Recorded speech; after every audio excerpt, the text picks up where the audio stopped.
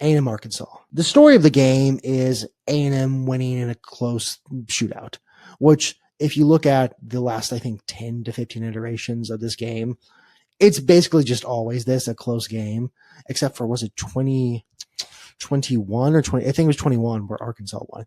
This is basically A&M goes and wins the game and barely wins, but they win. It's like, I don't know if this tracks for literally any other human being who is listening to this. It's like Arsenal Liverpool, where there's always like a high scoring game and there's a lot of drama at the end, but very rarely is it like it's just a fun game to watch. Here is my takeaway from A&M Arkansas. It's a very, very annoying take. A&M is a very good football team.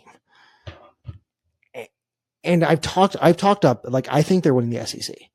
Given who I watched this year, which is a good amount of the SEC, and given how A&M is playing, I know people were talking about the defensive problems A&M had with at least rushing defense. They actually I think they were 38th in rushing defense, like 3.3 yards per carry, something like that. It's pretty good rushing defense. I saw people like hating on their defense. I don't know why.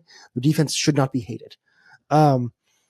It goes further to prove this is like a kind of a complete football team where they can have those shootout games where 45-42, where you have those big high scoring games with big plays against, listen, Arkansas is not a good defense, but they were coming for A&M, and they can have those defensive struggles as well where they stop teams, and it further proves that I think they're a more complete team than we're giving them credit for, because their defense has been like the pinnacle.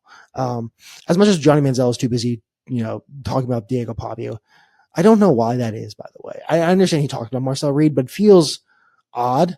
It's like people who go to a college, but maybe a smaller college, not saying A&M, that's not about A&M, but like a smaller college, and then they go to another, they're like root for another school. It's very weird. I don't know why he's doing that. But it's proving further that I think A&M is a very complete football team. And I know I think I've talked about them like every week so far, but it's mostly because it's discouraging as an A&M not fan, a little bit of a hater. I don't know. I am a hater. Let's just say that, but I'm a hater of like most Texas teams that are not my team. It is discouraging to see that they are this complete football team, and I think they're going to win the SEC.